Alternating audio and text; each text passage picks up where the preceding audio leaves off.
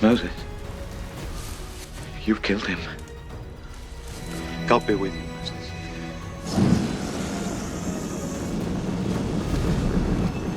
Moses. Moses, I have heard the cry of my people Israel. I will send you to the Pharaoh, and you shall free my people from Egypt. We come with the word of God. He bids you, let his people go. The Lord will reign forever and ever! Forever and ever!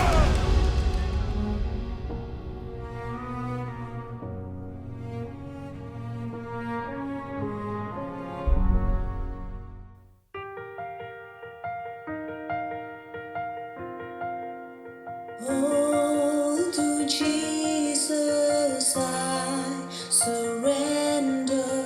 All to Him I freely give. I will ever love and trust Him in His presence daily live.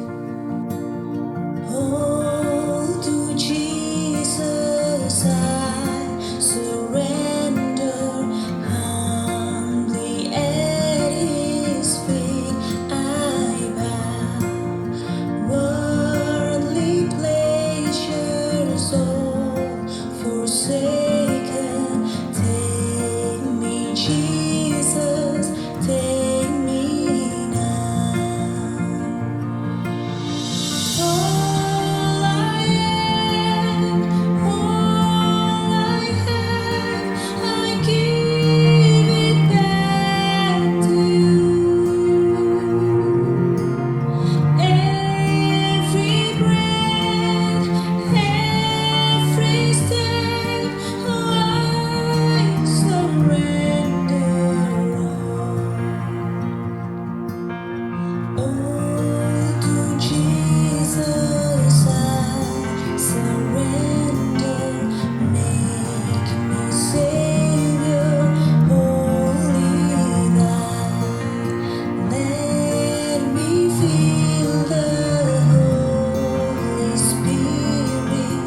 Truly know that Thou art mine. All I am, all I have, I give it back to you. Every breath, every step, I surrender all. I surrender all. I surrender all to Thee, my blessed Savior. I surrender all I am. All I have, I give it back to you. Every breath and every step, I surrender all.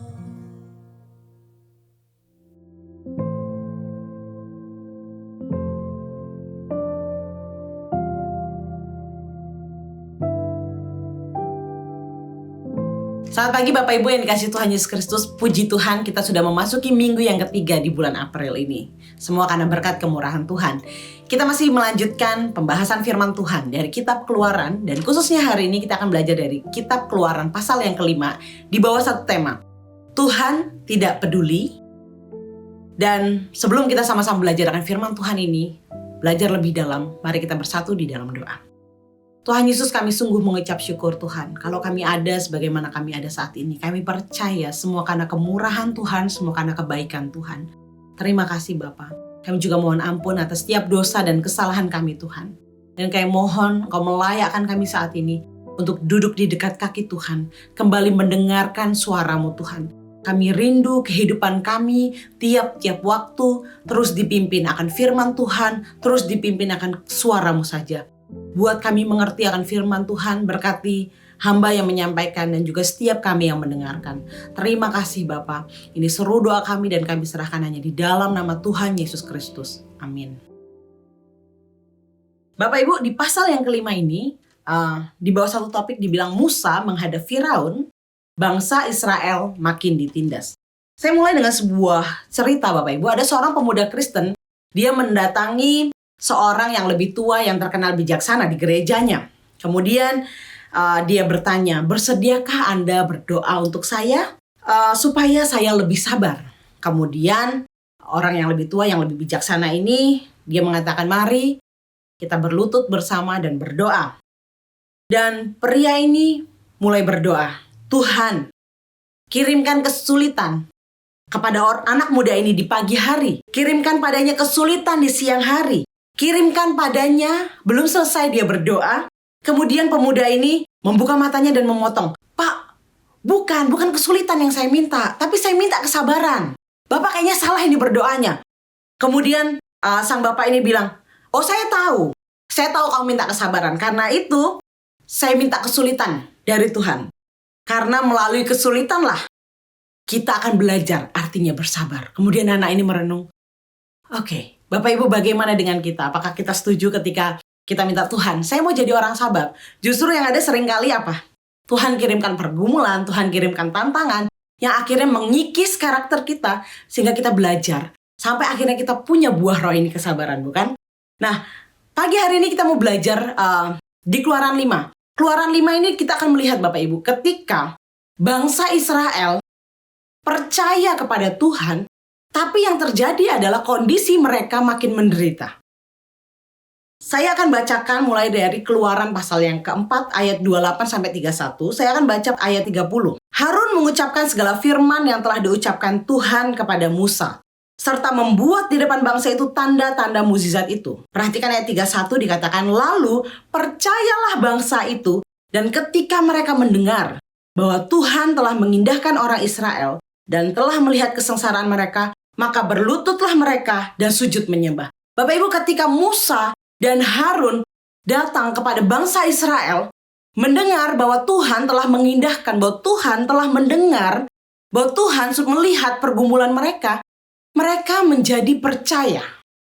Nah ini titiknya Bapak Ibu, ketika mereka akhirnya percaya, mereka berlutut, mereka menyembah Tuhan Bapak Ibu, apa yang terjadi di pasal 5? Menarik.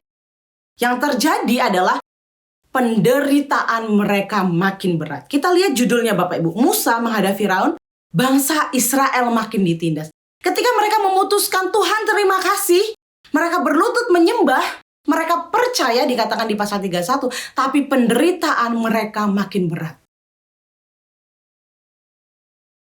Seringkali Bapak Ibu, ketika harapan kita sedang tinggi-tingginya, malah kadang kita mengalami kekecewaan yang besar juga. Apakah kita pernah mengalami hal itu Bapak Ibu? Ketika kita rasanya sudah sungguh-sungguh berdoa, kita bahkan mengambil waktu puasa, kita baca Alkitab, tapi kok penderitaan gak hilang ya? Penderitaan kok makin berat? Pernah gak Bapak Ibu kita berada di titik itu? Nah ini yang sedang dialami bangsa Israel. Ketika mereka percaya, kok malah penderitaan mereka makin berat. Kalau kita lihat pasal Keluaran 5 Bapak Ibu, kita lihat pasal ayat 1 sampai ke 3, di situ dikatakan, kemudian Musa dan Harun pergi menghadap Firaun. Mereka menyampaikan firman Tuhan, beginilah firman Tuhan. Biarkan umatku pergi untuk mengadakan perayaan bagiku di padang gurun. Reaksi Firaun ada beberapa, kita lihat di bawah Bapak Ibu di ayat-ayat berikutnya.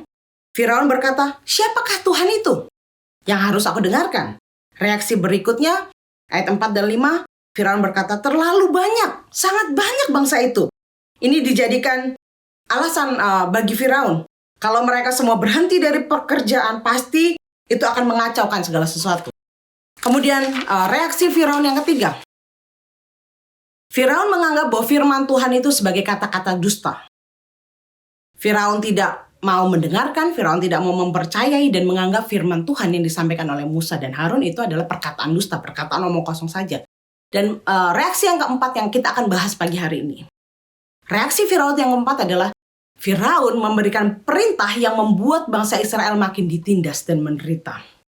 Bapak Ibu, kalau dibilang makin menderita, berarti kan bangsa Israel ini kan sudah menderita, tapi jadi makin menderita. Kita akan lihat penderitaan secara sekilas bagaimana penderitaan bangsa Israel. Kita mulai lihat dari pasal yang pertama dan pasal yang kedua. Di pasal yang pertama ayat 11 dikatakan, menindas bangsa Israel dengan kerja paksa. Di ayat yang ke-13 dikatakan, dengan kejam orang Mesir memaksa orang Israel bekerja, memahitkan hidup mereka dengan pekerjaan yang berat. Tidak hanya mereka itu bekerja, hidup mereka begitu pahit karena mereka ditindas. Di pasal yang kedua juga dikatakan Israel masih mengeluh karena perbudakan. Mereka juga udah dijadikan budak, Bapak Ibu. Sudah dijadikan budak, kerja mereka berat, mereka ditindas. Tidak hanya sampai di situ saja, kita juga ingat peristiwa Musa ketika Musa lahir, Bapak Ibu. Di ayat yang ke-16 pasal 1 dikatakan, jika anak laki-laki, kamu harus membunuhnya. Di ayat yang kedua-dua dikatakan, Firaun memberi perintah kepada seluruh rakyatnya. Lemparkanlah segala anak laki-laki yang lahir bagi orang Ibrani ke dalam sungai Nil. Bapak Ibu, tidak hanya hidup mereka, secara pekerjaan mereka begitu berat. Mereka ditindas, mereka dipukulin. Hidup mereka rasanya pahit, Bapak Ibu ya. Dipahitkan begitu menderita, tapi juga anak mereka, kalau laki-laki itu harus dibunuh. Dilemparkan segala anak laki-laki itu ke dalam sungai Nil. Bapak Ibu bisa bayangkan sebagai orang tua, sudah pekerjaan berat. Anak-anak mereka yang laki-laki juga harus secara hidup-hidup dibuang. Bapak Ibu bisa bayangkan bagaimana penderitaan. Penderitaan mereka sudah berat, Bapak Ibu. Tapi di pasal yang kelima, ketika Musa dan Harun menghadap Firaun, dan mereka mendengar bahwa Tuhan sudah memperhatikan kondisi mereka percaya kepada firman Tuhan. Tentu yang diharapkan adalah satu apa, Bapak Ibu? Kelepasan, segera. Mereka akan dibebaskan, segera mereka akan tidak lagi mengalami semua penderitaan ini. Itu yang diharapkan oleh bangsa Israel. Tapi nyatanya di pasal kelima kita lihat justru sebaliknya. Hidup mereka makin menderita, makin ditindas, khususnya pasal 5. Dalam hidup ini Bapak Ibu, ketika kita menaikkan pokok doa kita, ketika kita percaya kepada Tuhan, mempercayakan hidup kita, penderitaan kita kepada Tuhan, saya percaya seperti ada satu garis, ketika kita ambil satu keputusan, Tuhan aku percaya, ada doa-doa yang Tuhan langsung jawab, iya, segera. Paginya kita berdoa, malam masalah selesai. Paginya kita berdoa, besoknya masalah selesai. Tapi kadang Bapak Ibu ada satu waktu di mana kita berada di titik yang tengah ini. Tuhan katakan, tunggu. Ya, ada momen di mana kita sedang menunggu, menantikan jawaban, menantikan pertolongan Tuhan. Dan seringkali di posisi kita menunggu ini, penderitaan, pergumulan kita juga makin berat, rasanya kayak, gak ada jalan keluar. Kalau saya membayangkan penderitaan bangsa Israel, Bapak Ibu, tidak ada. Rasanya tidak ada jalan keluar. Untuk seseorang atau satu bangsa, ketika mereka menjadi budak, ketika mereka ditindas di bawah satu perbudakan, tidak akan ada yang dapat membebaskan mereka, bukan? Rasanya itu satu pergumulan yang tiada akhir, yang sampai nanti anaknya lagi, sampai cucu cicitnya, yang akan terus mengalami penderitaan ini. Satu penderitaan yang tanpa akhir. Makanya Bapak Ibu, ini adalah bangsa Israel, hanya Tuhanlah yang dapat benar-benar membebaskan mereka, menyelesaikan masalah ini. Nah, kita lihat Bapak Ibu, bagaimana penderitaan mereka di pasal yang kelima ini khususnya. Ada beberapa hal yang kita bisa lihat di ayat yang ke-7, ayat yang ke-8, 9, dan 14. Singkatnya Bapak Ibu, ada sebuah ungkapan yang mengatakan demikian. Membuat lebih banyak bata dengan lebih sedikit jerami. Membuat lebih banyak bata dengan lebih sedikit jerami. Nah, ungkapan ini mengacu pada penderitaan bangsa Israel ketika menjadi budak di Mesir. Firaun memutuskan untuk menghentikan penyediaan jerami bagi bangsa Israel. Tetapi ia tetap menuntut mereka menghasilkan batu bata dalam jumlah yang sama setiap harinya. Kemudian mereka harus menjelajahi seluruh tanah Mesir untuk mengumpulkan jerami. Sementara Bapak Ibu, para pengawas dari Firaun, dia memukuli, memaksa mereka untuk bekerja lebih keras lagi. Sampai akhirnya ya bangsa Israel menjadi kecil hati, sampai mereka tidak lagi menghiraukan firman Tuhan. Penderitaan yang makin berat Bapak Ibu, ada satu artikel yang saya baca untuk membuat batu bata ini. Paling enggak diperlukan 3 bahan. Yang pertama tanah liat, yang kedua jerami, dan juga yang ketiga air. Nah, tanah liat ini harus diberi air, lalu diaduk-aduk, biasanya diinjak-injak dengan kaki. Setelah itu dicampur dengan jerami dan ditaruh di percetakan, dan jadilah batu bata. Nah, setelah jadi lalu dikeringkan entah dengan cara dibakar, atau dibiarkan dijemur di bawah terik matahari, sampai berhari-hari supaya benar-benar kering ya, dan kuat. Nah, saudara bayangkan pekerjaan membuat batu bata itu sudah berat. Ya, sudah berat. Kemudian apalagi di lingkungan yang panas kering seperti Mesir, siang hari cuaca, apalagi siang hari Bapak Ibu cuaca begitu panas. Nah, dengan kondisi yang begitu panas, terik tanpa pelindung kepala, dan jikalau kekurangan air juga mereka bisa mati. Kaki para budak Israel ini menginjak-injak lumpur tanah liat yang panas. Jadi di bawah kepanasan, kakinya harus menginjak-injak tanah liat. Kemudian dari atas juga tersengat matahari yang begitu panas.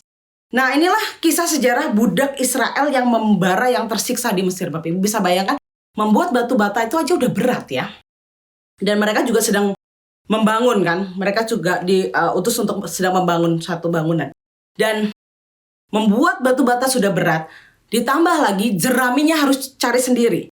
Otomatis Bapak Ibu, jeraminya cari sendiri, jumlah batu batanya nggak dikurangin. Itu berarti mereka harus kerja lebih ekstra. Misalnya tadinya kerja udah 10 jam.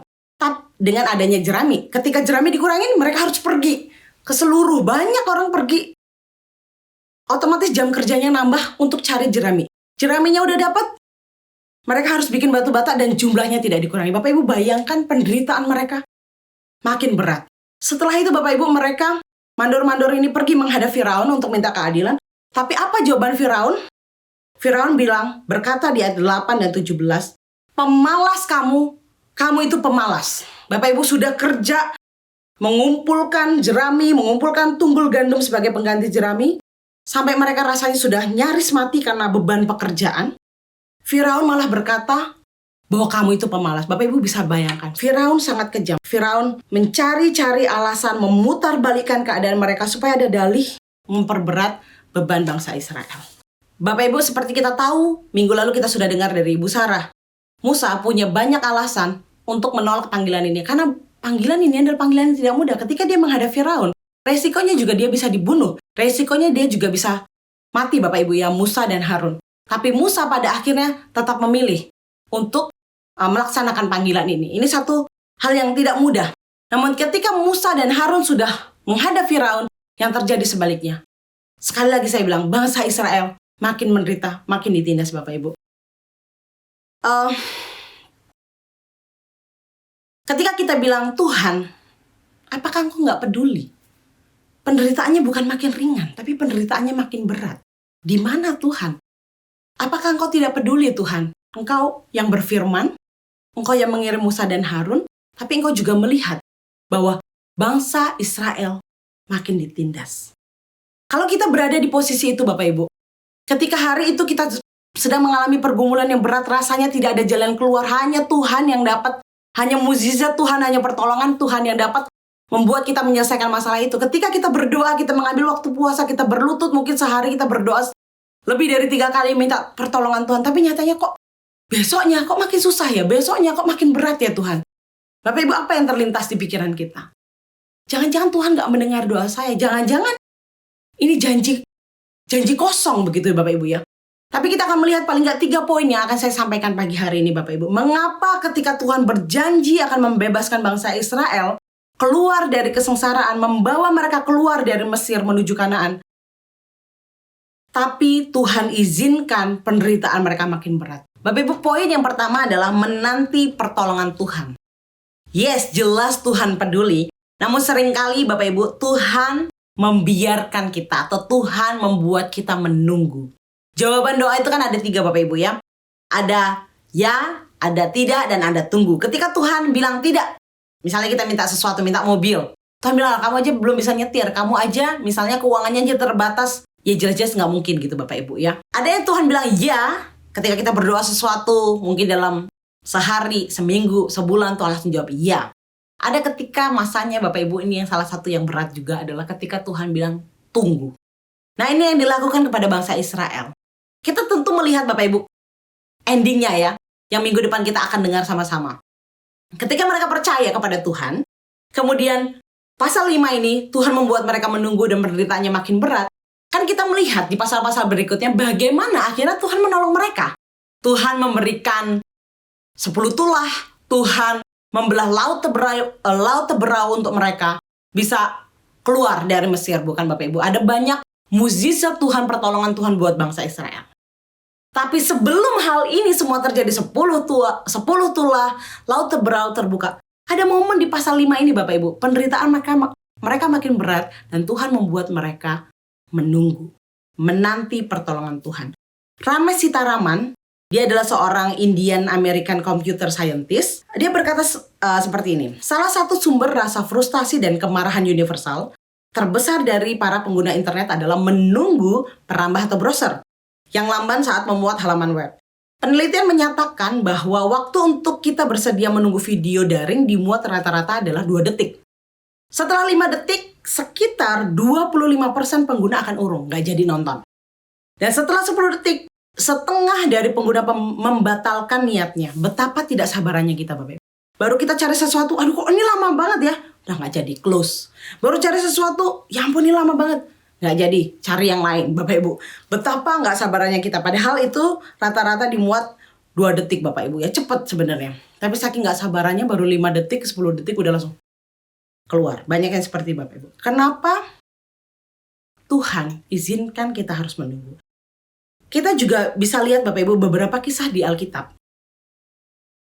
Nuh menunggu hujan datang. Dia harus sambil membangun bahtera, menunggu hujan. Daniel menunggu sepanjang malam di gua singa. Kita lihat juga Abraham dan Sarah menunggu 25 tahun untuk kedatangan putra yang sudah dijanjikan. Yusuf menunggu bertahun-tahun di penjara untuk kejahatan yang tidak ia lakukan. Yusuf juga harus menjadi seorang budak. Hana menunggu Tuhan memberikannya seorang anak, yaitu Samuel. Lazarus dibangkitkan, tapi Yesus sengaja menunggu 4 hari sebelum Yesus datang. Mazmur 27 ayat 14 berkata, nantikanlah Tuhan, kuatkanlah dan teguhkanlah hatimu. Ya nantikanlah Tuhan. Apa arti nantikan Bapak Ibu? Di sini ada satu slide yang Bapak Ibu bisa lihat. Ini dalam terjemahan aslinya yaitu kafah. Arti nantikan itu adalah to wait, look for, hope, dan expect. Arti nantikan itu kita juga harus menunggu. Kita berharap kepada Tuhan. Ketika firman Tuhan berkata nantikan Tuhan, itu artinya tunggu. Artinya berharap sama Tuhan. Sambil kita menunggu jawaban Tuhan, menunggu pertolongan Tuhan, meskipun mungkin penderitaan itu makin berat, Tuhan mau kita berharap kepada Tuhan. John A. Whitmer menulis demikian, hanya orang percaya yang telah menghadapi penderitaanlah yang mampu membangun ketegaran dan pada akhirnya juga membangun karakternya. Mungkin Bapak Ibu pernah lihat video ini. Para ilmuwan ini melakukan percobaan bersama anak-anak berusia 4 tahun dengan marshmallow. Kemudian setiap anak diberi tahu oleh ilmuwan ini bahwa mereka bisa makan marshmallow itu ketika nanti sang ilmuwan sudah datang kembali ke mereka gitu ya. Nah, ketika kalau mereka dapat menunggu sang ilmuwan ini, nanti anak-anak itu akan dikasih 2 marshmallow-nya. Jadi tiap anak dikasih satu marshmallow. Kalau nanti kalian bisa menunggu dan nggak makan, sampai saya datang, nanti saya kasih kamu 2 gitu ya. Nah Bapak Ibu, beberapa anak ketika ilmuwannya pergi, beberapa anak langsung masukin marshmallow-nya ke mulutnya. Tapi beberapa anak menunggu sampai akhirnya benar-benar ilmuwan itu datang lagi dan akhirnya mereka dapat 2. Nah, perbedaan ini dicatat dan para ilmuwan ini kemudian melacak anak-anak ini hingga remaja. Nah, mereka yang menunggu ternyata memiliki penyesuaian diri yang lebih baik, siswa yang lebih baik dan lebih percaya diri daripada mereka yang tidak sabaran. Nah, tampaknya Bapak Ibu kesabaran ini menunjukkan sesuatu yang lebih besar, sesuatu yang penting dalam karakter manusia. Nah, ini penelitian para ilmuwan penelitian manusia Bapak Ibu kepada anak-anak mengenai menunggu dan juga kesabaran. Nah, ketika Rasul Paulus mengajar jemaat di Roma, dia mengatakan bahwa karena kita tahu bahwa kesengsaraan itu menimbulkan ketekunan. Ketika Paulus mengatakan hal ini, dia berbicara berdasarkan pengalaman pribadinya. Kita tahu bahwa Paulus sudah menderita, dia dipukul, dicambuk, dirajam, karam kapal, penganiayaan. Namun Paulus dapat berkata, ia tetap tegar dalam imannya dan tidak mundur dari tanggung jawabnya untuk mengabarkan Injil. Dan ketika dia berkata kata sengsaraan ini sebenarnya menunjukkan bermacam-macam pencobaan yang mungkin menekan kita. Itu penderitaan yang dialami oleh Paulus, Bapak Ibu. Ada banyak ya, dipukul, dicambuk seperti yang saya sebutkan tadi. Bangsa Israel harus membuat batu bata tanpa ada jerami. Mereka harus cari sendiri jeraminya. Demikian juga kita, Bapak Ibu. Ketika Paulus berkata kesengsaraan, penderitaan, ini menunjuk berbagai-bagai pencobaan yang mungkin menekan kita, termasuk seperti tekanan, kebutuhan, keuangan, jasmania, keadaan yang kurang menguntungkan, kesusahan, penyakit, hilangnya pekerjaan, kita mungkin mengalami penganiayaan, kita mungkin mengalami kesepian, kita mungkin mengalami banyak sekali pergumulan kita.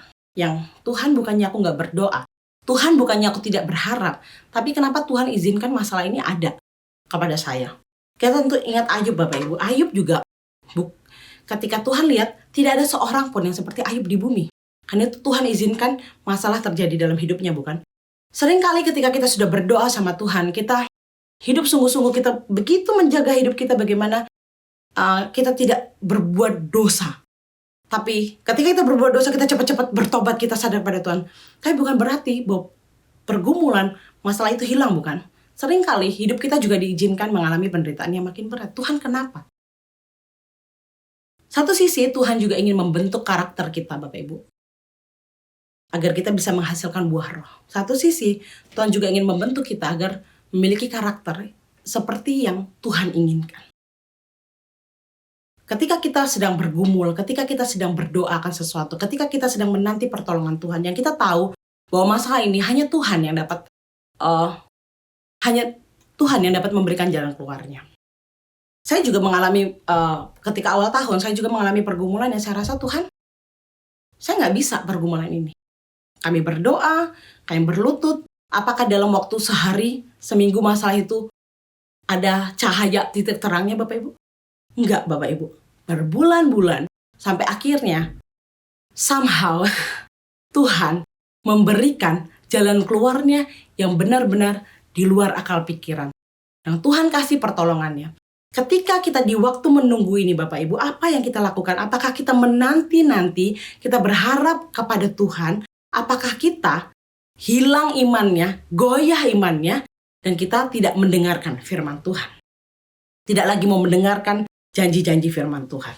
Ratapan 3 ayat 26 berkata demikian. Adalah baik menanti dengan diam pertolongan Tuhan. Artinya diam, Bapak Ibu. Kok cuma diam Tuhan, gak melakukan apa-apa. Tapi dalam hal ini artinya adalah ketika firman Tuhan bilang adalah baik menanti dengan diam. Diam itu artinya percaya kepada Tuhan. Kita gak sibuk cari jalan keluarnya menurut akal kita, menurut cara kita. Tapi diam berarti tenang. Kita sedang ada di momen, di titik di mana menunggu ini. Kita tahu pada akhirnya Tuhan akan tolong kita. Tapi kita diizinkan di titik menunggu ini. Diam berarti kita tenang. Diam berarti kita percaya. Diam berarti tidak mengandalkan kekuatan sendiri. Diam berarti mengendalikan perkataan, perbuatan kita. Sehingga kita tidak mengatakan sesuatu yang penuh dengan kekecewaan, kemarahan, perkataan yang kekhawatiran, bersungut-sungut. Bapak Ibu, seperti bangsa Israel bersungut-sungut. Sebaliknya, kita bangun perkataan kita, mungkin kita diam, kita tidak mengucapkan semua kekhawatiran itu, tapi di dalam diam itu, kita memiliki iman, memiliki ucapan syukur yang semakin kuat, karena kita tenangnya, diamnya di dalam Tuhan. Poin yang kedua, Bapak Ibu, apakah Tuhan tidak peduli? Poin yang kedua, jelas Tuhan peduli, karena itu kita melihat di pasal yang keempat tadi dan juga pasal yang kelima ini, di poin yang pertama, Tuhan peduli karena itu Tuhan mengirim Musa dan Harun untuk menyampaikan firman-Nya dan yang akan menuntun bangsa Israel keluar dari pergumulan ini. Bapak Ibu, Tuhan juga peduli dengan pergumulan kita. Karena itu Tuhan mengirimkan firman Tuhan kepada kita. Bisa melalui hamba Tuhan. Kalau zaman sekarang juga ketika kita mungkin lewat Instagram, lewat Facebook, lewat TikTok, atau YouTube yang kita baca, seringkali Tuhan juga ingatkan kita, bukan Bapak Ibu? Lewat renungan-renungan yang dikirimkan oleh rekan-rekan gereja kita atau teman-teman kita diingatkan bukan bahwa Tuhan tuh ada dengan kita, bahwa firman-Nya tuh mengingatkan kita bahwa ya Tuhan peduli akan kita. Seringkali Tuhan pakai berbagai cara untuk menolong kita. Bahkan Tuhan juga mengirim orang lain untuk menolong kita. Ada satu kisah di mana ada seseorang yang dia sudah hampir tenggelam. Kemudian dia berdoa sama Tuhan. Ini cerita lama Bapak Ibu. Tuhan tolong saya hampir tenggelam. Kemudian ada perahu satu datang. Ayo cepat naik ke perahu saya. Kemudian orang yang mau tenggelam ini bilang, oh enggak, saya sedang menunggu pertolongan Tuhan. Oke, tapi kamu bisa naik perahu saya. Oh enggak, saya sedang menanti pertolongan Tuhan. Akhirnya perahu satu pergi. Dia berdoa, Tuhan, saya menunggu pertolonganmu. Datang lagi perahu yang kedua. Ayo cepat, kamu udah mau tenggelam itu. Cepat naik ke perahu saya.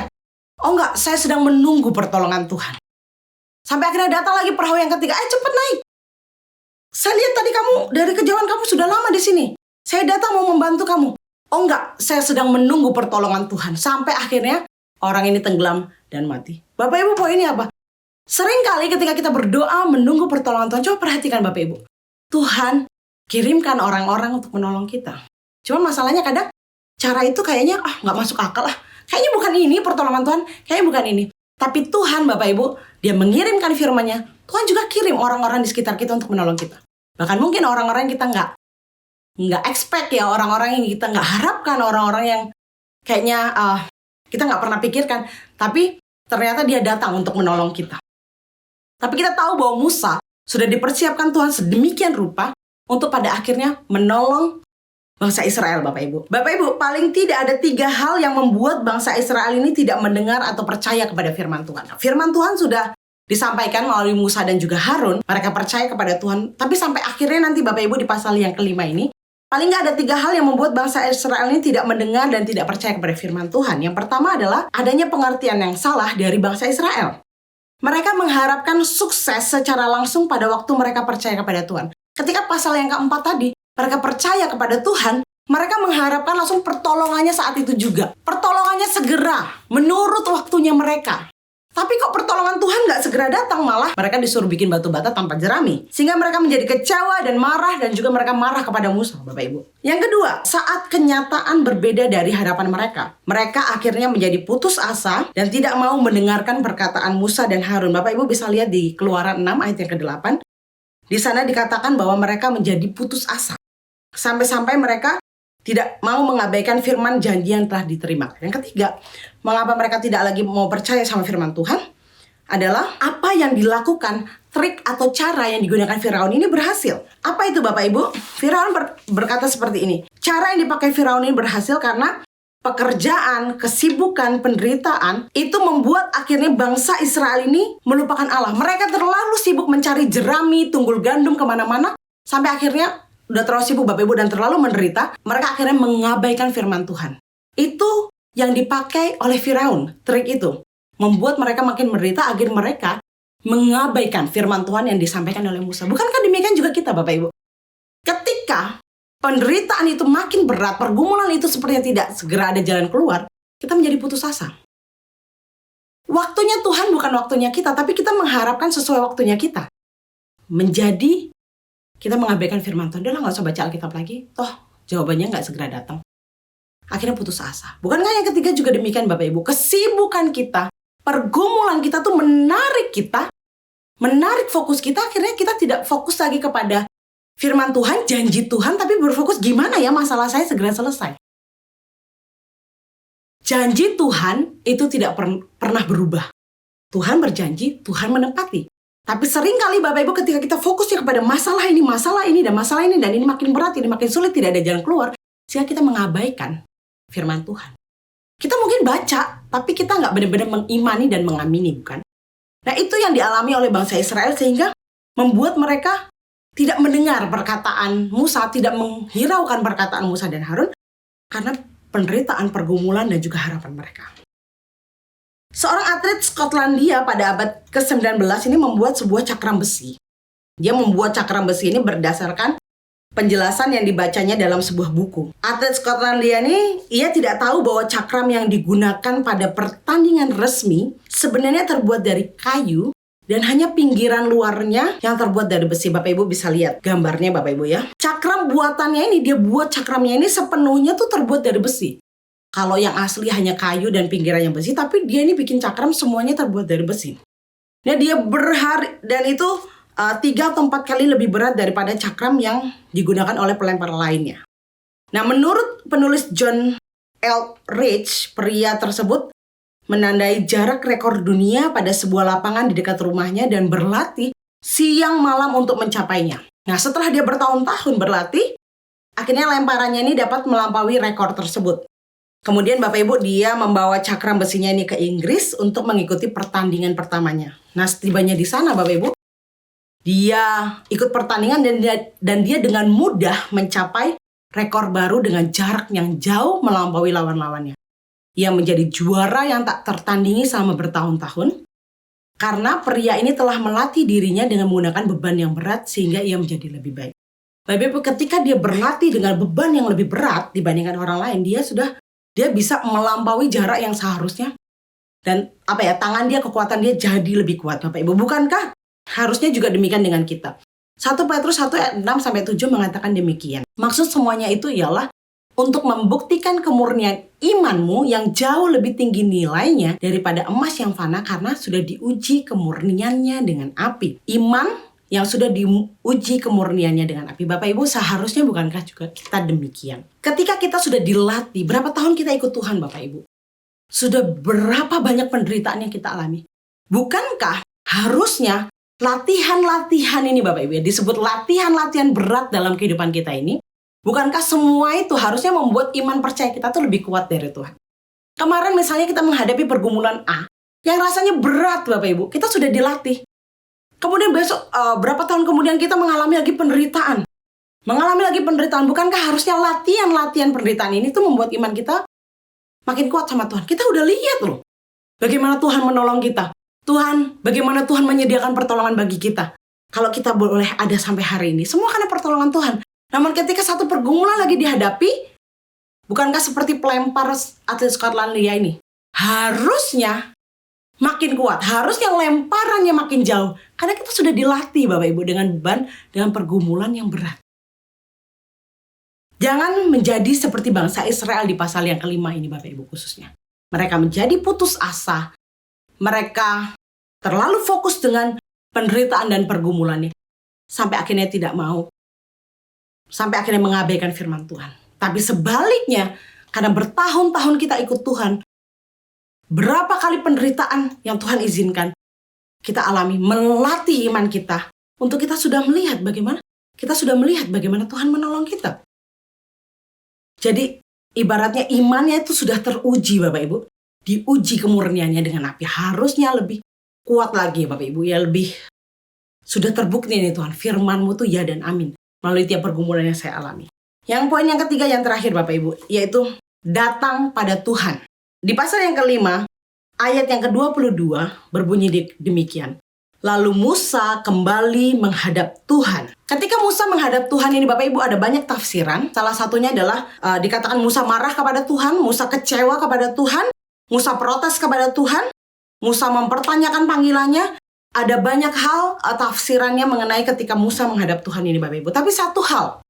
Apapun yang saat itu Musa rasakan. Tapi yang jelas Musa kembali menghadap Tuhan, bukan? Mungkin dia kecewa, mungkin dia marah, mungkin dia mempertanyakan panggilannya. Tapi pada akhirnya semua itu membawa Musa kembali kepada Tuhan. Ketika Musa melihat bahwa bangsa Israel makin ditindas, dikatakan, Tuhan, mengapa kau perlakukan umatmu ini begitu bengis? Engkau tidak melepaskan umatmu sama sekali. Tapi semua pertanyaan Musa ini Bapak Ibu, dia bawa. Dia datang ke hadapan Tuhan. Itu sama dengan yang terjadi seperti Hizkia dalam 2 Raja-Raja 19 ayat 15. Hizkia, ia membentangkan perkaranya itu di hadapan Tuhan. Dia membawa perkaranya itu dan dia memohon campur tangan Tuhan. Bapak Ibu, ketika Hizkia menghadapi pergumulan yang berat, dia bentangkan perkaranya itu di hadapan Tuhan. Ketika Musa melihat bahwa bangsa Israel diperlakukan dengan bengis, bahwa bangsa Israel tidak dilepaskan sama sekali, Musa datang membawa masalahnya itu di hadapan Tuhan. Ini juga yang Tuhan kehendaki, Bapak Ibu. Tuhan peduli, namun Tuhan juga ingin kita datang kepada Tuhan. Kita membentangkan semua masalah kita. Kita membentangkan semua pergumulan kita di hadapan Tuhan. Karena di ayat yang ke-24 Tuhan berkata, tapi Tuhan berfirman kepada Musa, sekarang engkau akan melihat apa yang akan kulakukan kepada Firaun. Ketika kita datang kepada Tuhan, Bapak Ibu, Tuhan mendengar kita, Tuhan melihat kita. Dan sebenarnya Tuhan sudah merencanakan, Tuhan sudah membuat jalan keluarnya bagi kita. Tapi Tuhan juga menghendaki bahwa seberat apapun pergumulan itu, Tuhan mau kita datang kepadanya. Tuhan mau kita membentangkan semua perasaan kita, semua pergumulan kita di hadapan Tuhan. Dan pada akhirnya kita akan melihat bagaimana tangan Tuhan yang kuat itu menolong kita. Bagaimana tangan yang kuat itu menolong bangsa Israel. Karena pada akhirnya, Bapak Ibu, banyak mukjizat Tuhan lakukan. Bukan hal yang mudah, Bapak Ibu. Banyak mukjizat 10 tulah. Membelah laut Teberal itu sesuatu yang mukjizat, Bapak Ibu. Itu sesuatu yang di luar akal manusia, tapi Tuhan lakukan itu untuk menolong bangsa Israel. Mukjizat yang sama, Tuhan yang sama, Tuhan yang sama, Tuhan yang dapat melakukan banyak mukjizat, Tuhan juga siap untuk menolong kita, Bapak Ibu. Tapi pertanyaannya, apakah kita datang kepada Tuhan? Apakah kita sibuk dengan pikiran kita, cara kita, mungkin ngomel-ngomelnya kita, mengeluhnya kita, tapi kita nggak datang sama Tuhan membentangkan semua perkara itu, dan membiarkan Tuhan dengan caranya, dengan waktunya. Pada akhirnya Tuhan akan mengadakan mukjizat untuk menolong kita. Tidak ada satupun masalah, Bapak Ibu, yang Tuhan tidak bisa lakukan. Tuhan bisa melakukan semuanya dengan cara apapun, bahkan yang tidak terpikirkan untuk menolong kita. Tuhan mau kita memiliki ketergantungan yang sehat kepada Tuhan. Seperti Paulus berkata, supaya kami jangan menaruh kepercayaan pada diri kami sendiri, tetapi hanya kepada Allah yang membangkitkan orang-orang mati. Bapak Ibu, seringkali ketika kita menghadapi masalah, seperti Musa berkata, mengapa kau perlakukan umatmu ini begitu bengis? Pertanyaan kedua, mengapa pula aku yang kau utus? Mengapa dan mengapa? Bapak Ibu seringkali, satu kisah Bapak Ibu sebagai penutup. Seorang ibu, dia kehilangan anak perempuannya, kemudian dia datang kepada ayahnya, dia bertanya, anak perempuannya ini meninggal karena mengidap penyakit radang selaput otak. Kemudian dia bertanya kepada ayahnya, mengapa? Mengapa harus saya? Mengapa harus anak saya? Kemudian sang ibu ini terus bertanya, mengapa, dan mengapa? Kemudian ayahnya berkata, sang ayah mengatakan bahwa pertanyaan yang lebih baik dilontarkan adalah siapa, bukan mengapa. Ayahnya lalu menjelaskan bahwa ia pasti tidak akan pernah mengerti mengapa anaknya meninggal begitu cepat. Namun akan sangat membantu apabila ia berpikir siapakah Allah di balik semua tragedi yang dialaminya. Bapak Ibu, seringkali masalah kita hadapi, ketika kita bertanya mengapa Tuhan, kita nggak ketemu jawabannya, bukan? Seperti saya keguguran 2 kali, Bapak Ibu, saya bertanya, mengapa Tuhan? Nggak ada jawabannya, Bapak Ibu. Sampai hari ini saya juga nggak dapat jawabannya. Kenapa? Tapi seperti nasihat dari Bapak ini, Bapak Ibu, dia berkata, bukan mengapa, tapi siapa. Ketika yang kita tanyakan kepada Tuhan, ketika yang menjadi ingatan kita adalah siapa Allah yang mengizinkan semua masalah ini terjadi, ini akan membuat iman kita kuat. Siapa Allah itu, Bapak Ibu? Allah kita adalah Allah yang berdaulat. Segala sesuatu itu dalam kedaulatan Tuhan, dalam izinnya Tuhan, dalam caranya Tuhan, dalam waktunya Tuhan. Allah kita adalah Allah yang berdaulat. Siapa Allah yang kita sembah yang mengizinkan masalah itu terjadi dalam hidup kita, Bapak Ibu? Yaitu Allah yang janjinya sudah teruji. Mazmur 12 ayat 7 mengatakan, janji Tuhan adalah janji yang murni, bagaikan perak yang teruji, 7 kali dimurnikan dalam dapur pereburan di tanah. Tidak ada seorang pun, Bapak Ibu, yang dapat menggagalkan rencana Allah. Janji Allah itu sudah teruji. Dan Dia Allah yang pasti menepati. Ketika segala sesuatu diizinkan terjadi Bapak Ibu, Tuhan pasti siapkan jalan keluarnya, bukan untuk kita. Mungkin kita tidak mengerti mengapa, tapi kita berpikir siapa Allah itu akan menolong kita untuk iman kita kembali dikuatkan. Dan siapa Allah itu yang terakhir adalah yang Pak Riki sampaikan 2 minggu lalu, Allah yang mendengar, Allah yang mengingat, Allah yang melihat, juga Allah yang mengetahui pergumulan kita. Dan itu akan menolong kita, oke Tuhan, Engkau izinkan masalah ini terjadi. Tapi aku juga tahu siapa Allah di balik semua ini. Allah yang melihat kami, Allah yang mendengar kami, dan juga Allah yang menolong kami. Dalam bukunya Why Us, Warren Wiersbe mengatakan bahwa Allah membuktikan kedaulatannya bukan dengan selalu campur tangan dan menghalangi peristiwa-peristiwa itu, tetapi dengan mengatur dan mengatur kembali peristiwa-peristiwa itu, sehingga tragedi pun bisa digunakan untuk mencapai tujuan akhirnya. Demikianlah firman Tuhan Bapak Ibu. Dengan satu keyakinan bahwa kalau saat ini kita berada di satu titik yang Tuhan izinkan penderitaan kita mungkin makin berat. Kita sudah hidup sungguh-sungguh, kita percaya kepada Tuhan, tapi penderitaan kita makin berat. Ingatlah bahwa Tuhan mau kita menantikan pertolongan Tuhan dengan iman. Lihatlah sekeliling kita. Tuhan mengirimkan firman-Nya, Tuhan mengirimkan orang-orang di sekitar kita. Tuhan pasti menolong kita. Yang terakhir, mari kita datang kepada Tuhan membawa semua pergumulan kita. Karena kita punya Allah yang selalu ikut campur seperti tadi Warren Wiersbe mengatakan, Dia Allah yang selalu ikut campur dan semua peristiwa yang terjadi dalam hidup kita digunakan untuk mencapai tujuan akhirnya. Untuk hidup memuliakan Dia dan juga membentuk karakter kita seturut dengan kehendak Tuhan. Mari kita bersatu di dalam doa. Bapa di surga, kami bersyukur untuk firman Tuhan pagi hari ini.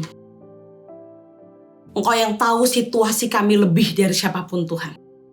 Engkau tahu apa yang sedang terjadi dalam kehidupan kami saat ini.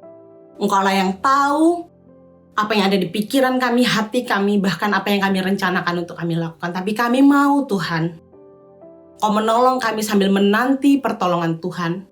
Kiranya kami boleh menanti dengan penuh iman. Kiranya kami senantiasa terus datang kepada Tuhan. Terima kasih Bapa untuk tiap-tiap pertolongan-Mu, untuk tiap-tiap janji firman Tuhan. Dan kami bersyukur untuk firman Tuhan hari ini. Ini kami dan kami serahkan hanya di dalam nama Tuhan Yesus Kristus. Haleluya. Amin.